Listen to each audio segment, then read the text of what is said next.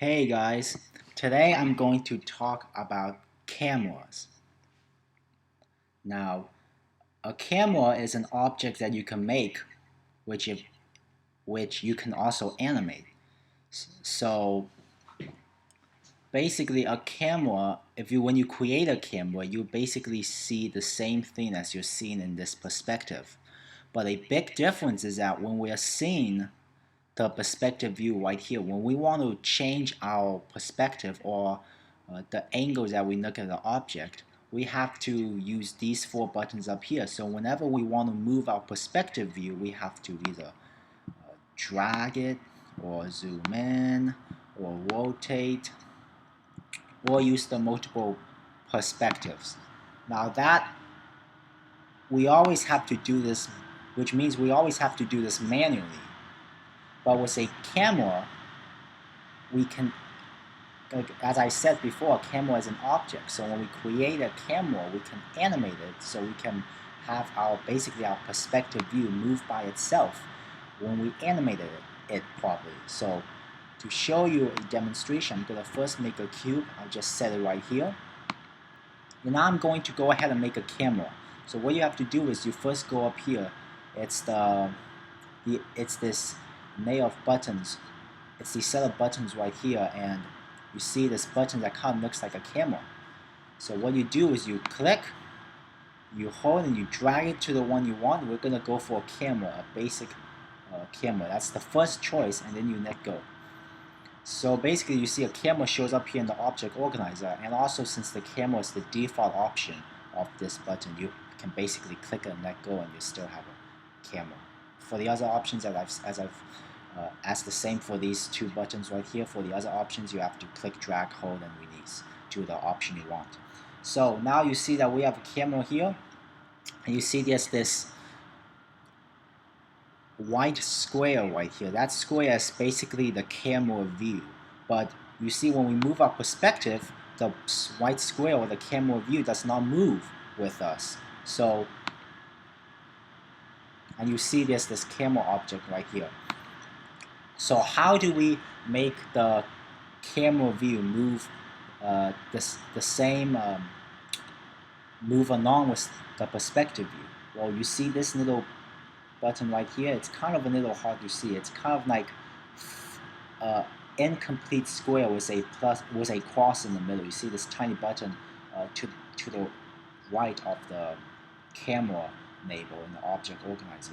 It's kind of hard to see, but it's kind of small, but it's basically an incomplete rectangle with this cross in the middle. You go ahead, I mean it's right next to the two dots, so I think you will be able to see it when you create a camera object yourself, and maybe you can even see it here. So I'm going to go ahead and I click that, and you see we're instantly brought into the camera view. So now, wherever we want to go, wherever we move, the camera view goes also.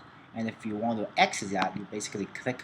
Again, you basically click that button again, and it returns you to your original position before you click that button. So we're going to click that button right now, and now we're going to animate it. All we have to do to animate a camera, it's basically the same scene. It's basically similar to the way we animate objects. First, drag it to the position that we want it to be at the start of the movie. Make sure our frame bar set is 0. Turn on the animation process, either manual keying or auto keying. I'm going to do auto keying because it's faster. And it's going to be here at 0 frames. And at 90 frames, we just have to rotate, zoom, or drag it to its final position. Say if we want it to be here to the left side of the cube at the end of the movie. And when we play our movie, you see that the camera and our perspective view moves by itself. So that is a nice way to get you started on animating a camera. Another way we can use cameras is, remember last time when we created splines and we had an object travel along that spline? Well, you can also use cameras to follow objects as they move along a spline at a certain angle. For example, you can follow the object from behind and front, on the side, maybe from above or below. And to do that, you simply need to animate the camera as well as the object. So it's actually not as bad as it looks. So right now I'm going to go ahead and delete this camera, and I'm going to keep this cube, and I'm going to go ahead and do what we did last time. I'm going to go ahead and do what we did last time, i.e. make a spline, and basically this is all that was covered in the last tutorial. So I'm gonna go ahead and do it quickly. I'm gonna draw a spline and have the object move along it, just like the last tutorial, just like I showed you in the last tutorial. So we're gonna pick a similar path. I'll do the align to spline.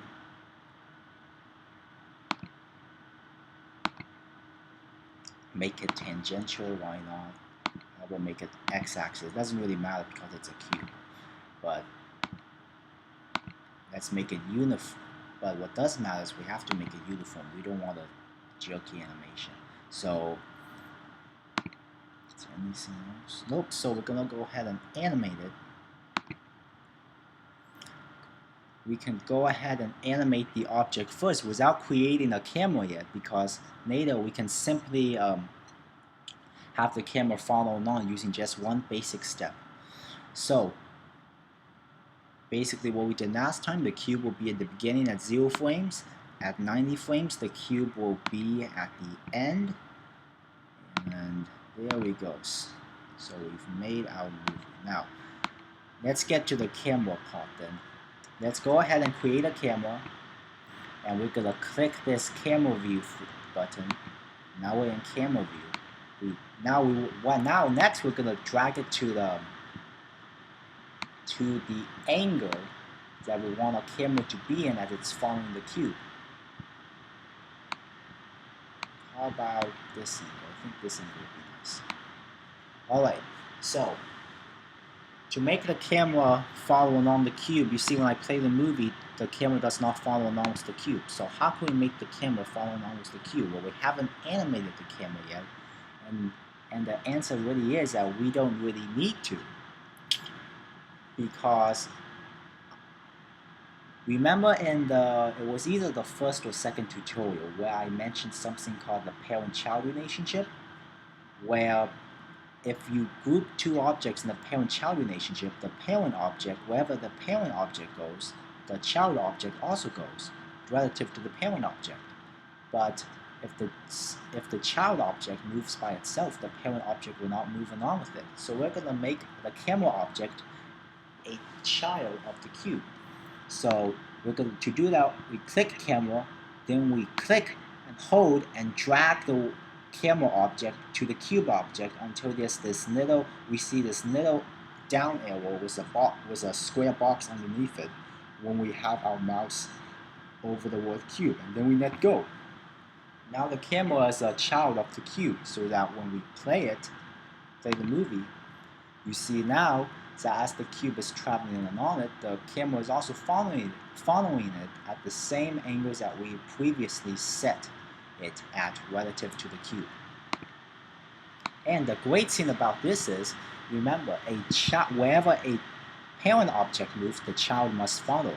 But when the child object moves, the parent object does not have to move. So we can basically move the camera to a different angle, and it doesn't affect the position of the cube.